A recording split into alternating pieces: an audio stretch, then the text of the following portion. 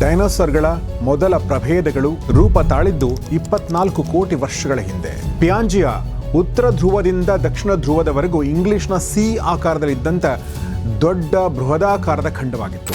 ಅಂದರೆ ಸುಮಾರು 5.5 ಕೋಟಿ ವರ್ಷಗಳ ಅವಧಿಯವರೆಗೆ ಈ ಕಾಲ ಇತ್ತು.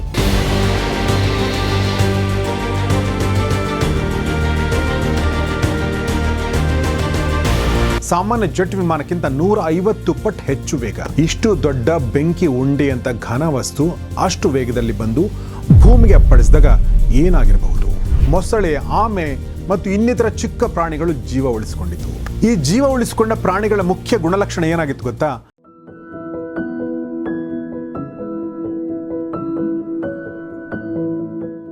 ಸ್ನೇಹಿತರೆ ನಮಸ್ಕಾರ. ಗೌರಿ ಶಕ್ಕಿ ಸ್ಟುಡಿಯೋದ ಈ ವಿಶೇಷ ವಿಡಿಯೋಗೆ ನಿಮಗೆಲ್ಲ ಸ್ವಾಗತ. ನಾನು ಗೌರಿ ಶಕ್ಕಿ. ಸ್ನೇಹಿತರೆ, ಕೆಲವು ವರ್ಷಗಳ ಹಿಂದೆ ಬಂದಂಥ Hollywood super hit cinema Jurassic park, ಅದನ್ನು ನೀವು ನೋಡಿರ್ಬೋದು. ಅದರಲ್ಲಿ ಬರುವಂಥ ಭಯಾನಕ ಡೈನೋಸಾರ್ಗಳನ್ನ ನೋಡಿ ನೀವು ಬೆರಗಾಗಿರ್ತೀರ. ಅವು ಎಷ್ಟೊಂದು ದೊಡ್ಡವಿದ್ದು ಅಂದರೆ ನಮ್ಮ ಆನೆ, ಬ್ಲೂ ವೇಲ್ ಅಂತ ಅತ್ಯಂತ ದೊಡ್ಡ ತಿಮಿಂಗಲಗಳು ಕೂಡ ಇವುಗಳ ಎದುರಿಗೆ ಅತ್ಯಂತ ಸಣ್ಣ ಪ್ರಾಣಿಗಳ ಥರ ಕಾಣ್ತವೆ. ದೊಡ್ಡದು ಅಂದರೆ ಎಷ್ಟು ಅಂದರೆ 35ರಿಂದ 40 ಮೀಟರ್ ಉದ್ದ, ಅಂದರೆ 4 ಮಹಡಿಯ ಕಟ್ಟಡವನ್ನು ನೆನೆಸ್ಕೊಳ್ಬೋದು.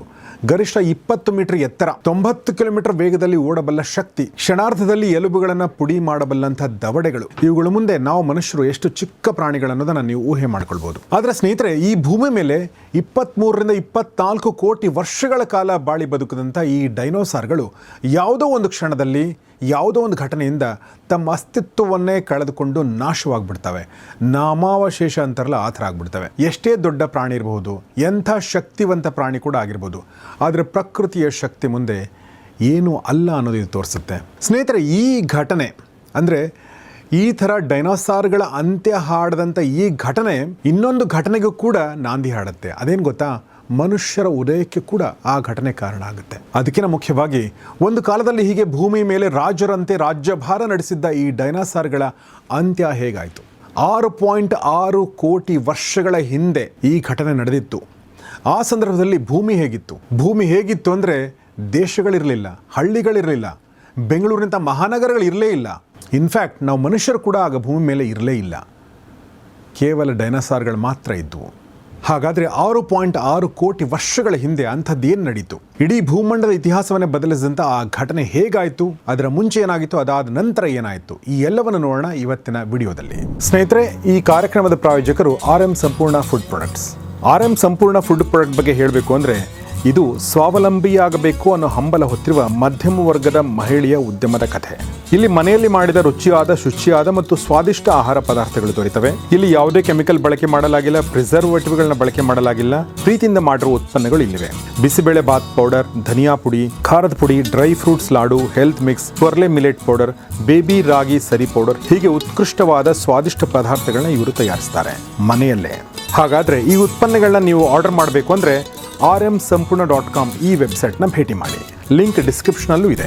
ಸ್ನೇಹಿತರೆ, ಮೊದಲಿಗೆ ಈ ಡೈನೋಸಾರ್ ಅನ್ನೋ ಪದದ ಅರ್ಥ ಏನು? 1841ನೇ ಇಸ್ವಿಯಲ್ಲಿ ಬ್ರಿಟನ್ ವಿಜ್ಞಾನಿ ರಿಚರ್ಡ್ ಓವನ್ ಮೊದಲ ಬಾರಿಗೆ ಈ ಡೈನೋಸಾರ್ ಅನ್ನೋ ಪದವನ್ನು ಬಳಕೆ ಮಾಡ್ತಾರೆ. ಡೈನೋಸಾರ್ ಎಂಬ ಪದ ಗ್ರೀಕ್ ಭಾಷೆಯ ಪದಗಳಾದ ಡೈನೋಸ್ ಮತ್ತು ಸಾರಸ್ ಈ ಪದಗಳಿಂದ ರಚನೆ ಆಗಿದೆ. ಇದರ ಅರ್ಥ ಏನು ಅಂದರೆ ಭಯಾನಕ ಹಲ್ಲಿ ಅಂತ.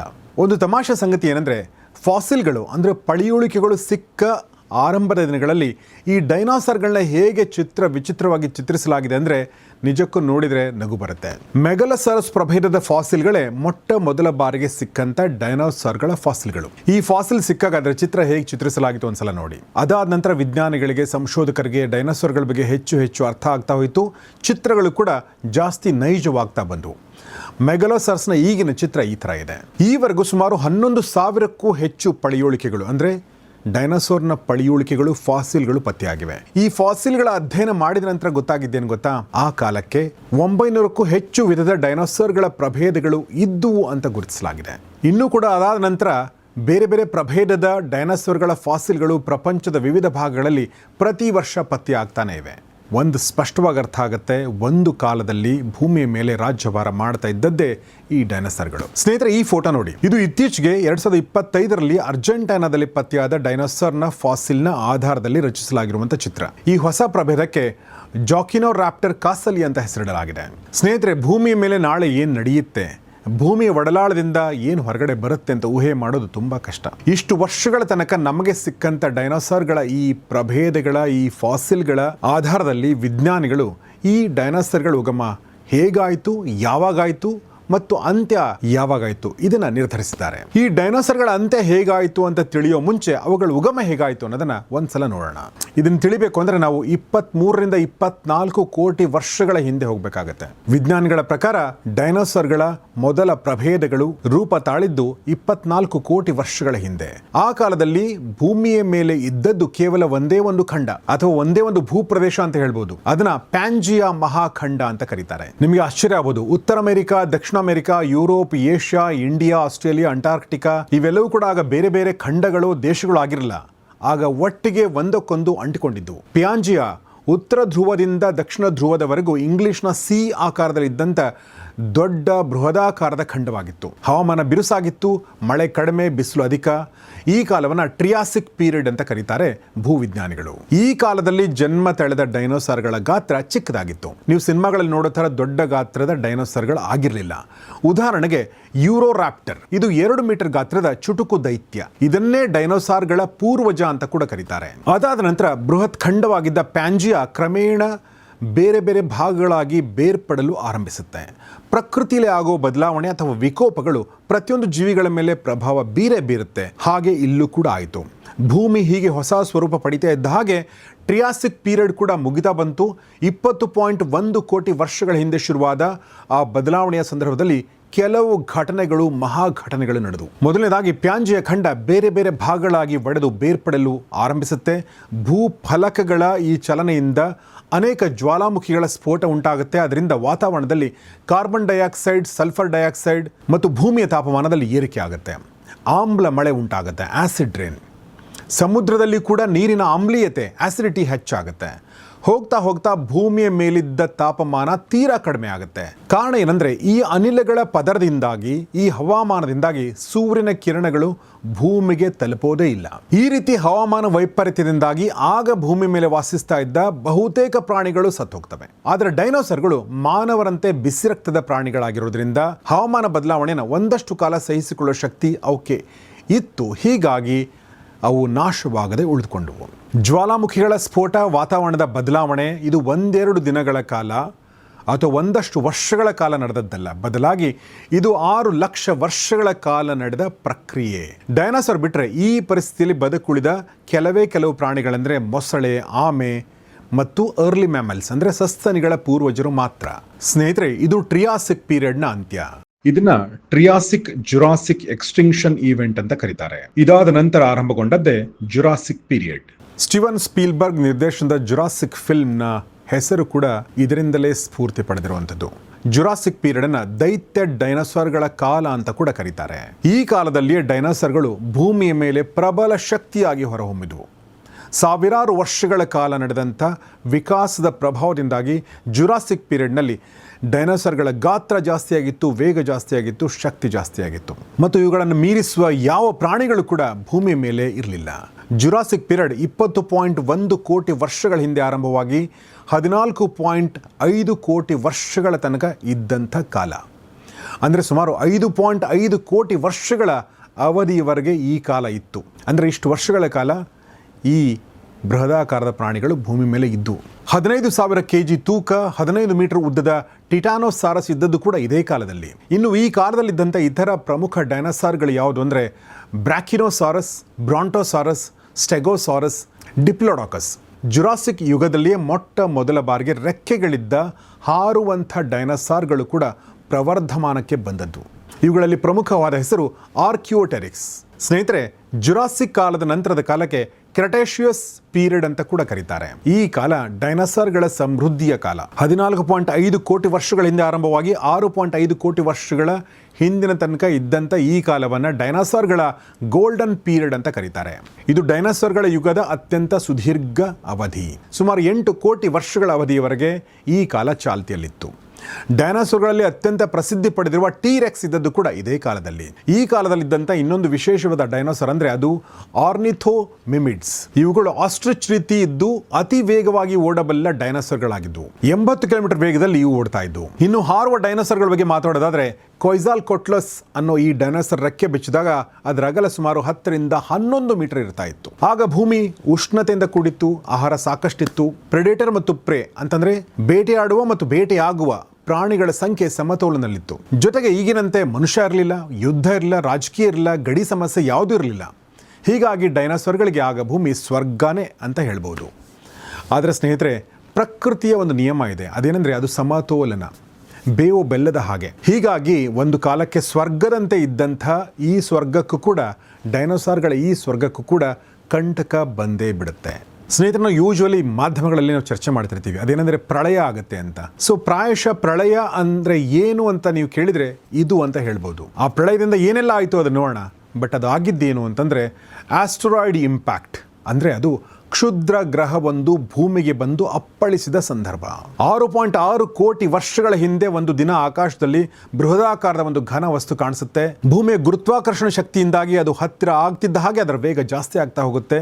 ಭೂಮಿಯ ವಾತಾವರಣದೊಂದಿಗಿನ ಫ್ರಿಕ್ಷನ್ ಇಂದಾಗಿ ಈ ಕ್ಷುದ್ರ ಗ್ರಹ ಬೆಂಕಿ ಉಂಡೆಯಾಗಿ ಪರಿಣಮಿಸಿರುತ್ತೆ. ಅದರ ಶಾಖ ಎಷ್ಟಿರುತ್ತೆ ಅಂದರೆ ಸೂರ್ಯನ ಮೇಲ್ಮೈಲಿರುತ್ತಲ್ಲ ಅಷ್ಟು.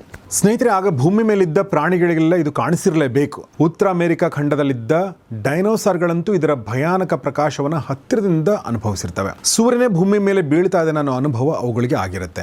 ಯಾಕೆಂದ್ರೆ ಇದು ಸಾಮಾನ್ಯ ಉಲ್ಕಾಪಾತ ಆಗಿರಲಿಲ್ಲ. 10 ರಿಂದ 15 ಕಿಲೋಮೀಟರ್ ಗಾತ್ರದ ಬೃಹತ್ ಕ್ಷುದ್ರ ಗ್ರಹ, 2 ಟ್ರಿಲಿಯನ್ ಮೆಟ್ರಿಕ್ ಟನ್ ತೂಕ, ಪ್ರತಿ ಸೆಕೆಂಡ್ಗೆ 20 ಕಿಲೋಮೀಟರ್ನಷ್ಟು ವೇಗ, ಅಂದರೆ ಗಂಟೆಗೆ ಸುಮಾರು 70,000 ಕಿಲೋಮೀಟರ್ಗಂತೂ ಹೆಚ್ಚು ವೇಗ. ಸಾಮಾನ್ಯ ಜೆಟ್ ವಿಮಾನಕ್ಕಿಂತ 150 ಪಟ್ಟು ಹೆಚ್ಚು ವೇಗ. ಇಷ್ಟು ದೊಡ್ಡ ಬೆಂಕಿ ಉಂಡೆ ಅಂತ ಘನ ವಸ್ತು ಅಷ್ಟು ವೇಗದಲ್ಲಿ ಬಂದು ಭೂಮಿಗೆ ಅಪ್ಪಳಿಸಿದಾಗ ಏನಾಗಿರಬಹುದು? ಅಂದು ನಡೆದದ್ದು ಊಹೆಗೂ ಮೀರಿದ್ದು. 4 ನಿಮಿಷಗಳಲ್ಲಿಯೇ ಕ್ಷುದ್ರ ಗ್ರಹ ಭೂಮಿಯ ವಾತಾವರಣ ಭೇದಿಸುತ್ತೆ. ಪ್ಯಾಸಿಫಿಕ್ ಮಹಾಸಾಗರವನ್ನು ದಾಟಿ ಗಲ್ಫ್ ಆಫ್ ಮೆಕ್ಸಿಕೋದ ಅಷ್ಟಾಗಿ ಆಳವಿಲ್ಲದ ನೀರಿಗೆ ಬಂದು ಅಪ್ಪಳಿಸುತ್ತೆ. ಅಪ್ಪಳಿಸಿದ ರಭಸಕ್ಕೆ ಭೂಮಿಯಲ್ಲಿ ಸುಮಾರು 180 ಕಿಲೋಮೀಟರ್ ಅಗಲದ ಕುಳಿ ಉಂಟಾಗುತ್ತೆ. ಅದರಿಂದ ಉಂಟಾದ ಶಕ್ತಿಯನ್ನು ಅಳೆಯೋದಾದರೆ ಅದು ಸುಮಾರು 100 ಟ್ರಿಲಿಯನ್ ಟನ್ TNT ಶಕ್ತಿಗೆ ಸಮ. ಅಥವಾ ಇನ್ನೂ ಅರ್ಥವಾಗೋ ಥರ ಹೇಳೋದಾದರೆ ಹಿರೋಶಿಮಾ ನಾಗಾಸಾಕಿ ಮೇಲೆ ಹಾಕಿದ ಅಣುಬಾಂಬ್ಗೆ ಹೋಲಿಸಿದರೆ 1,000 ಕೋಟಿ ಪಟ್ಟು ಹೆಚ್ಚು ಶಕ್ತಿಶಾಲಿ. ಕ್ಷುದ್ರ ಗ್ರಹ ಅಪ್ಪಳಿಸಿ ಉಂಟಾದ ಶಕ್ತಿಯ ತೀವ್ರತೆ ಎಷ್ಟಿತ್ತು ಅಂದರೆ ಸುಮಾರು 800 ಕಿಲೋಮೀಟರ್ ವ್ಯಾಪ್ತಿಯಲ್ಲಿದ್ದ ನೀರೆಲ್ಲ ಆವಿಯಾಗಿ ಹೋಗುತ್ತೆ. ಆ ವ್ಯಾಪ್ತಿಯಲ್ಲಿದ್ದ ಜೀವಿಗಳೆಲ್ಲ ಬಿಸಿ ಗಾಳಿಗೆ, ಬೆಂಕಿಯ ಜ್ವಾಲೆಗೆ ಸುಟ್ಟು ಕರಕಲಾಗಿ ಹೋಗ್ತವೆ. ಕ್ಷುದ್ರ ಗ್ರಹ ಅಪ್ಪಳಿಸಿದ ಒತ್ತಡಕ್ಕೆ ಭೂಮಿಯ ಮೇಲೆ ಕಂಪನ ಉಂಟಾಗುತ್ತೆ. ಇದರಿಂದ ಭೂಮಿಯ ಮೇಲಿದ್ದ ಎಷ್ಟೋ ಜ್ವಾಲಾಮುಖಿಗಳು ಪುನಃ ಸ್ಫೋಟಗೊಳ್ತವೆ. ಭೂಮಿ ಕಂಪಿಸಿದರೆ ಸಾಗರದಲ್ಲಿರುವ ನೀರೇನಾಗುತ್ತೆ? ಹೌದು, ಅದೇ ಸುನಾಮಿ ಆಗುತ್ತೆ. 2 ಕಿಲೋಮೀಟರ್ ಎತ್ತರದ ಸುನಾಮಿ ಆಗುತ್ತೆ. ಈ ಸುನಾಮಿಗೆ ಸಿಕ್ಕಿ ಡೈನೋಸಾರ್ಗಳು ಸೇರಿದಂತೆ ಸತ್ತ ಪ್ರಾಣಿಗಳಿಗೆ ಲೆಕ್ಕವೇ ಇಲ್ಲ. ಜ್ವಾಲಾಮುಖಿಗಳ ಪರಿಣಾಮದಿಂದಾಗಿ ಭೂಮಿಯ ಮೇಲೆಲ್ಲ ಆಮ್ಲ ಮಳೆ, ಆಸಿಡ್ ಮಳೆ ಆಗುತ್ತೆ. ಜ್ವಾಲಾಮುಖಿಯಿಂದ ಎದ್ದ ಹೊಗೆ, ಧೂಳು ಭೂಮಿಯನ್ನೇ ಮುಚ್ಚಿ ಹಾಕುತ್ತೆ. ಎಷ್ಟು ದಿನಗಳ ಕಾಲ? ಭೂಮಿಯ ಮೇಲೆ 1 ವರ್ಷಗಳ ಕಾಲ ಸೂರ್ಯ ಕಾಣಲೇ ಇಲ್ಲ. ಸ್ನೇಹಿತರೆ, ಗೊತ್ತಾಗೋದೇನು? ಪ್ರಕೃತಿ ಎಷ್ಟು ಸುಂದರವೋ ಅಷ್ಟೇ ಭಯಾನಕ ಕೂಡ ಹೌದು. ಇದರಿಂದ ಏನಾಗುತ್ತೆ? ಸೂರ್ಯನ ಬೆಳಕು ಭೂಮಿಗೆ ತಲುಪದ ಕಾರಣ ನ್ಯೂಕ್ಲಿಯರ್ ವಿಂಟರ್ ಪ್ರಭಾವ ಉಂಟಾಗುತ್ತೆ. ಭೂಮಿ ಮೇಲಿನ ತಾಪಮಾನದಲ್ಲಿ ತೀವ್ರ ಕುಸಿತ ಉಂಟಾಗುತ್ತೆ. ಅಂದಾಜಿನ ಪ್ರಕಾರ ಸುಮಾರು 3 ವರ್ಷಗಳ ತನಕ ಭೂಮಿಯ ಮೇಲಿನ ಟೆಂಪರೇಚರ್ ಫ್ರೀಸಿಂಗ್ ಆಗಿರುತ್ತೆ. ಇದರಿಂದ ಭೂಮಿಯ ಮೇಲಿನ ಸಸ್ಯಗಳು ಹಸಿರು ಕಳೆದುಕೊಂಡು, ಹಸಿರಿಲ್ಲದೆ ಸಸ್ಯಾಹಾರಿ ಪ್ರಾಣಿಗಳು ಬದುಕೋಕೆ ಹೇಗೆ ಸಾಧ್ಯ? ಸಸ್ಯಾಹಾರಿ ಪ್ರಾಣಿಗಳಿಲ್ಲದೆ ಮಾಂಸಾಹಾರಿ ಪ್ರಾಣಿಗಳು ಉಳಿಯೋಕೆ ಹೇಗೆ ಸಾಧ್ಯ? ಇದೊಂದು ಚೈನ್ ರಿಯಾಕ್ಷನ್. ಫುಡ್ ಸೈಕಲ್ ಸಮತೋಲನದಲ್ಲಿ ಇಲ್ಲದೆ ಹೋದರೆ ಜೀವರಾಶಿಗಳು ಉಳಿಯೋದು ಅತ್ಯಂತ ಕಷ್ಟ. ಅದುವೇ ಇಲ್ಲಿ ಆಗಿದ್ದು. ಈ ಘಟನೆಯಿಂದ ಭೂಮಿಯ ಮೇಲಿನ ಆಹಾರದ ಸರಪಳಿ ಕಳಚಿಕೊಳ್ಳುತ್ತೆ. ಕ್ಷುದ್ರ ಗ್ರಹದ ಹೊಡೆತದ ಪರಿಣಾಮವಾಗಿ ಭೂಮಿಯ 75% ಜೀವರಾಶಿ, ಸಸ್ಯ ಮತ್ತು ಪ್ರಾಣಿ ನಾಶವಾಗಿ ಹೋಗುತ್ತೆ. ಇದನ್ನೇ ಕ್ರೆಟೋಷಿಯಸ್ ಪ್ಯಾಲಿಯೋಜೀನ್ ಎಕ್ಸ್ಟಿಂಕ್ಷನ್ ಅಂತ ಕರೀತಾರೆ. ಈ ಘಟನೆಯಿಂದಾಗಿ ಕೋಟ್ಯಂತರ ವರ್ಷಗಳ ಕಾಲ ಭೂಮಿಯನ್ನು ಆಳಿದ್ದ, ಮೆರೆದಿದ್ದ ಟೆರೆಸ್ಟ್ರಿಯಲ್ ಡೈನೋಸಾರ್ಗಳು ಅಂತ್ಯವಾಗಿ ಹೋಗ್ತವೆ. ಈಗಾಗಲೇ ನಾನು ಹೇಳಿದ ಹಾಗೆ ಪ್ಯಾಂಜಿಯಾ ಮಹಾಖಂಡ ಭಾಗಗಳಾಗಿ ಒಡೆದಾಗ ನಡೆದ ಪ್ರಳಯಕಾರಿ ಘಟನೆಯಲ್ಲಿ ಡೈನೋಸಾರ್ಗಳು ಅಳಿಯದೆ ಉಳಿದಿದ್ದುವು. ಆದರೆ ಈ ಕ್ಷುದ್ರ ಗ್ರಹದ ಹೊಡೆತದ ಪ್ರಭಾವವನ್ನು ತಡೆದುಕೊಳ್ಳಲು ಅವುಗಳಿಗೆ ಸಾಧ್ಯವಾಗಲೇ ಇಲ್ಲ. ಭೂಮಿಯ ಇತಿಹಾಸದಲ್ಲಿ ಪಾರುಪತ್ಯ ನಡೆಸಿದ್ದ ಭಯಾನಕ ಹಲ್ಲಿಗಳು ಅಂದರೆ ಟೆರೆಸ್ಟ್ರಿಯಲ್ ಡೈನೋಸಾರ್ಗಳ ಯುಗ ಅಲ್ಲಿಗೆ ಅಂತ್ಯಗೊಳ್ಳುತ್ತೆ. ಸ್ನೇಹಿತರೆ, ಹೀಗೆ ಡೈನೋಸಾರ್ಗಳ ಕಥೆಯನ್ನು ಮುಗಿಯುತ್ತೆ. ಆದರೆ ಭೂಮಿಯ ಕಥೆ ಮುಗಿಯಲ್ವಲ್ಲ. ಭೂಮಿ ಮೇಲಿನ ಆಗಿನ ಪ್ರತಿಕೂಲ ಪರಿಸ್ಥಿತಿಯನ್ನು ಎದುರಿಸಿ ಕೂಡ ಚಿಕ್ಕ ಸಸ್ತನಿಗಳು, ಹಲ್ಲಿಗಳು, ಪಕ್ಷಿಗಳ ಪೂರ್ವಜರು ಅಂದರೆ ಹಾರುವ ಡೈನೋಸಾರ್ಗಳು, ಮೊಸಳೆ, ಆಮೆ, ಮತ್ತು ಇನ್ನಿತರ ಚಿಕ್ಕ ಪ್ರಾಣಿಗಳು ಜೀವ ಉಳಿಸಿಕೊಂಡಿದ್ದವು. ಈ ಜೀವ ಉಳಿಸಿಕೊಂಡ ಪ್ರಾಣಿಗಳ ಮುಖ್ಯ ಗುಣಲಕ್ಷಣ ಏನಾಗಿತ್ತು ಗೊತ್ತಾ? ಅವು ಸಸ್ಯವನ್ನೂ ತಿಂತಿದ್ದವು, ಮಾಂಸವನ್ನು ತಿಂತಿದ್ದವು, ಅಥವಾ ಫಂಗೈ ಸಿಕ್ಕರೆ ಅದನ್ನೂ ತಿಂದು ಕೂಡ ಜೀವ ಉಳಿಸಿಕೊಳ್ಳುವ ವಿಶೇಷತೆಯನ್ನು ಅವು ಹೊಂದಿದ್ದವು. ಜೊತೆಗೆ ಪ್ರತಿಕೂಲ ಹವಾಮಾನದಲ್ಲಿ ನೀರಿನೊಳಗೆ ಅವಿತುಕೊಳ್ಳುವ, ಸತ್ತ ಪ್ರಾಣಿಗಳನ್ನು ತಿಂದು ಬದುಕುವ, ದೇಹದ ಶಕ್ತಿಯನ್ನು ದೀರ್ಘಕಾಲ ಹಿಡಿದಿಡುವ ಗುಣವನ್ನು ಇವು ಹೊಂದಿದ್ದವು. ಮತ್ತೆ ಲಕ್ಷಾಂತರ ವರ್ಷಗಳು ಕಳೆಯುತ್ತೆ, ಭೂಮಿಯ ಮೇಲೆ ಮತ್ತೆ ಹುಲ್ಲು ಚಿಗುರಲು ಆರಂಭಿಸುತ್ತೆ, ಪರಿಸರ ನಿಧಾನವಾಗಿ ಉತ್ತಮಗೊಳ್ಳುತ್ತೆ, ಸಸ್ತನಿಗಳು ಅಳಿದು ಹೋದ ಡೈನೋಸಾರ್ಗಳ ಜಾಗವನ್ನು ತುಂಬಲು ಆರಂಭಿಸ್ತವೆ. ಸ್ನೇಹಿತರೆ, ನಿಮಗೆ ಗೊತ್ತಿರುತ್ತೆ, ಡೈನೋಸಾರ್ಗಳು ಮೊಟ್ಟೆ ಇಡ್ತಿದ್ವು, ಅವು ಸಸ್ತನಿಗಳಲ್ಲ. ಸಸ್ತನಿಗಳಾದ ಕುದುರೆ, ತಿಮಿಂಗಿಲ, ಮಂಗಗಳು, ಮಾನವರ ಪೂರ್ವಜರು, ಹೋಮೋಸೇಪಿಯನ್ಸ್ಗಳ ಅಭಿವೃದ್ಧಿಯ ಯುಗ ಆಗ ಶುರುವಾಗುತ್ತೆ. ಸ್ನೇಹಿತರೆ, ಇದು ಡೈನೋಸಾರ್ಗಳ ಕಥೆ. ಈಗ ನಿಮಗೊಂದು ಪ್ರಶ್ನೆ ಕಾಡಬಹುದು. ಡೈನೋಸಾರ್ಗಳಿಗೆ ಅಷ್ಟೊಂದು ಶಕ್ತಿ ಇತ್ತು, ಭೂಮಿ ಮೇಲೆ ಆಧಿಪತ್ಯವನ್ನು ಸಾಧಿಸಿದ್ದು, ಆದರೆ ಡೈನೋಸಾರ್ಗಳಷ್ಟು ಶಕ್ತಿ ಇಲ್ಲದ ಮನುಷ್ಯರು ಹೇಗೆ ಭೂಮಿಯ ಮೇಲೆ ತನ್ನ ಪ್ರಭಾವವನ್ನು ಬೆಳೆಸಿಕೊಂಡ್ರು ಅಂತ. ಇದಕ್ಕೆ ಉತ್ತರ ಏನು ಹೇಳಿ? ಬುದ್ಧಿವಂತಿಕೆ. ದೈಹಿಕ ಬಲಕ್ಕಿಂತ ಮೆದುಳಿನ ಶಕ್ತಿಗೆ ಹೆಚ್ಚು ಮಹತ್ವ ಅಂತ ತೋರಿಸಿಕೊಟ್ಟದ್ದೇ ಮಾನವ. ಇನ್ನೊಂದು ಅಚ್ಚರಿಯ ವಿಷಯ ಏನಂದರೆ, ಪಕ್ಷಿಗಳು ಕೂಡ, ಈಗ ಇರುವ ಪಕ್ಷಿಗಳು ಕೂಡ ಡೈನೋಸಾರ್ಗಳ ದೂರದ ಸಂಬಂಧಿಗಳು. ಅಚ್ಚರಿ ಆದರೂ ಕೂಡ ವಿಜ್ಞಾನಿಗಳ ಪ್ರಕಾರ ಇದು ನಿಜ. ಇಂದು ಹಾರಾಡೋ ಪಕ್ಷಿಗಳೆಲ್ಲ ಹಾರುವ ಡೈನೋಸಾರ್ಗಳ ಸಂಬಂಧಿಗಳು. ವಿಜ್ಞಾನಿಗಳು ಹೇಳೋ ಪ್ರಕಾರ ಆಸ್ಟ್ರಿಚ್ ಪಕ್ಷಿ ಆರ್ನಿಥೋಮೆಮಿಡ್ಸ್ ಅನ್ನೋ ಡೈನೋಸಾರ್ ಪ್ರಭೇದದ ದೂರದ ಸಂಬಂಧಿ, ಮತ್ತು ಕೋಳಿ ಟೀರೆಕ್ಸ್ ಅನ್ನೋ ಡೈನೋಸಾರ್ ಪ್ರಭೇದದ ದೂರದ ಸಂಬಂಧಿ. ನಂಬೋದಕ್ಕೆ ಕಷ್ಟ, ಆದರೆ ಇದು ವಿಜ್ಞಾನ, ನಂಬಲೇಬೇಕು. ಸ್ನೇಹಿತರೆ, ಈಗ ಮನುಷ್ಯರ ಯುಗ ನಡೀತಾ ಇದೆ, ಆದರೆ ಎಷ್ಟು ದಿನ ನಡೆಯುತ್ತೆ ಈ ಯುಗ? ಡೈನೋಸಾರ್ಗಳು 23 ರಿಂದ 24 ಕೋಟಿ ವರ್ಷಗಳ ಕಾಲ ಬದುಕಿದ್ದು, 17 ಕೋಟಿ ವರ್ಷಗಳ ಕಾಲ ಭೂಮಿ ಮೇಲೆ ಆಧಿಪತ್ಯ ಸಾಧಿಸಿದ್ದು. ಹಾಗಾದ್ರೆ ಪ್ರಶ್ನೆ ಉದ್ಭವಗೊಳ್ಳೋದು, ಮನುಷ್ಯ ಎಷ್ಟು ದಿನ ಬಾಳ್ತಾನೆ? ಮನುಷ್ಯರಿಗೂ ಅಂತ್ಯ ಇದೆಯಾ? ಮನುಷ್ಯ ಭೂಮಿ ಮೇಲೆ ಕಾಣಿಸಿಕೊಂಡು ಕೇವಲ 3 ಲಕ್ಷ ವರ್ಷಗಳಷ್ಟೇ ಆಗಿರೋದು. ಡೈನೋಸಾರ್ಗಳ ಅವಧಿಗೆ ಹೋಲಿಸಿದ್ರೆ 600 ಪಟ್ಟು ಕಡಿಮೆ. ಒಂದು ಆತಂಕಕಾರಿ ವಿಷಯ ಏನಂದರೆ, ವಿಜ್ಞಾನಿಗಳ ಅಂದಾಜಿನ ಪ್ರಕಾರ ಈಗಾಗಲೇ 6ನೇ ಮಾಸ್ ಎಕ್ಸ್ಟಿಂಕ್ಷನ್ ಆರಂಭವಾಗಿದೆ, ಅಂದರೆ ಸರ್ವನಾಶ. ಇದನ್ನು ಹೋಲೋಸಿನ್ ಎಕ್ಸ್ಟಿಂಕ್ಷನ್ ಅಂತ ಕರೆಯಲಾಗುತ್ತೆ. ಆದರೆ ಇದರಲ್ಲಿ ಒಂದು ಗಮನಿಸಬೇಕಾದ ವಿಷಯ ಏನು ಅಂದರೆ, ಈ ಮಾಸ್ ಎಕ್ಸ್ಟಿಂಕ್ಷನ್ ಆರಂಭವಾಗಿರೋದಕ್ಕೆ ಕಾರಣ ಯಾವುದೋ ಕ್ಷುದ್ರ ಗ್ರಹ ಅಲ್ಲ, ಭೂಮಿಯ ಶಿಲಾಪದರಗಳ ಚಲನೆ ಕೂಡ ಅಲ್ಲ, ಇನ್ಯಾವುದೋ ಪ್ರಾಕೃತಿಕ ವಿದ್ಯಮಾನ ಕೂಡ ಅಲ್ಲ. ಈ ವಿಕೋಪಕ್ಕೆ, ಈ ವಿನಾಶಕ್ಕೆ ಕಾರಣ ಆಗಿರೋದು ನಾವೇ, ಅಂದರೆ ಮನುಷ್ಯರು. ಅರಣ್ಯ ನಾಶ, ಪರಿಸರ ಮಾಲಿನ್ಯದಿಂದಾಗಿ ಕಾಡು ನಾಶಗೊಳ್ತಾ ಇವೆ, ಪ್ರಾಣಿ ಪಕ್ಷಿಗಳು ನಾಶಗೊಳ್ತಾ ಇವೆ. ಭವಿಷ್ಯದಲ್ಲಿ ಯಾರೋ ಒಬ್ಬರು, ಅಂದರೆ ಮನುಷ್ಯರಲ್ಲ, ಮತ್ಯಾರೋ ಬರುವಂಥ ಜೀವಿಗಳು, ಆ ಜೀವಿಗಳು ಈ ಒಂದು ಎಕ್ಸ್ಟಿಂಕ್ಷನ್ ಬಗ್ಗೆ ಹೇಳಿದರೆ ಪ್ರಾಯಶಃ ಒಂದು ಮಾತನ್ನು ಹೇಳ್ತಾರೆ. ಡೈನೋಸಾರ್ಗಳನ್ನ ನಾಶ ಮಾಡಿದ್ದು ಆಕಾಶದ ಬಂದಂಥ ಒಂದು ಕ್ಷುದ್ರ ಗ್ರಹ, ಆದರೆ ಮನುಷ್ಯನ ನಾಶ ಮಾಡಿದ್ದು ಮನುಷ್ಯರೇ ಅಂತ. ಸ್ನೇಹಿತರೆ, ಭೂಮಿಯ ಈ ಇತಿಹಾಸ, ಈ ಕಾಲಘಟ್ಟ ನಮಗೆ ಹೇಳೋ ಪಾಠ ಏನು? ಶಕ್ತಿ ಅಂದರೆ ಕೇವಲ ದೈಹಿಕ ಶಕ್ತಿಯಲ್ಲ, ಜೀವಿಸೋಕೆ ಬುದ್ಧಿ ಮಾತ್ರ ಇದ್ದರೆ ಸಾಕಾಗೋಲ್ಲ, ಬದಲಿಗೆ ಹೊಂದಿಕೊಳ್ಳುವ ಗುಣ ಇರಬೇಕು, ಪ್ರಕೃತಿಯನ್ನು ಗೌರವಿಸಬೇಕು. ಒಂದು ಕ್ಷುದ್ರ ಗ್ರಹ ಭೂಮಿಯ ಇತಿಹಾಸವನ್ನೇ ಬದಲಾಯಿಸ್ಬಿಡ್ತು. ಡೈನೋಸಾರ್ಗಳ ಆಧಿಪತ್ಯ ಹೋಗಿ ಮನುಷ್ಯರ ಆಧಿಪತ್ಯ ನಡೀತಾ ಇದೆ. ಆದರೆ ನಾವು ಮಾಡುವಂಥ ತಪ್ಪು ಮತ್ತೆ ಭೂಮಿಯ ಇತಿಹಾಸವನ್ನು ಬದಲಾಯಿಸಬಲ್ಲದು. ಹೀಗಾಗಿ ನಾವು ಭೂಮಿಯನ್ನು ಗೌರವಿಸೋದನ್ನು, ಪ್ರಕೃತಿಯನ್ನು ಕಾಪಾಡೋದನ್ನು ಕಲಿಯೋಣ ಅಂತ ಹೇಳ್ತಾ ಇವತ್ತಿನ ಈ ವಿಡಿಯೋ ಮುಗಿಸ್ತಿದ್ದೀನಿ. ಈ ವಿಡಿಯೋದ ವಿಷಯದ ಕುರಿತಾಗಿ ನಿಮ್ಮ ಅನಿಸಿಕೆಗಳನ್ನ ದಯವಿಟ್ಟು ಕಮೆಂಟ್ ಬಾಕ್ಸಲ್ಲಿ ತಿಳಿಸಿ ಮತ್ತು ನಿಮ್ಮೆಲ್ಲ ಸ್ನೇಹಿತರೊಂದಿಗೆ ಶೇರ್ ಮಾಡಿ. ನೋಡ್ತಾರೆ ಗೌರಿ ಶಕ್ಕಿ ಸ್ಟುಡಿಯೋ, ನೋಡ್ತಾರೆ ಒಳ್ಳೆಯ ವಿಡಿಯೋಗಳನ್ನ. ನಮಸ್ಕಾರ.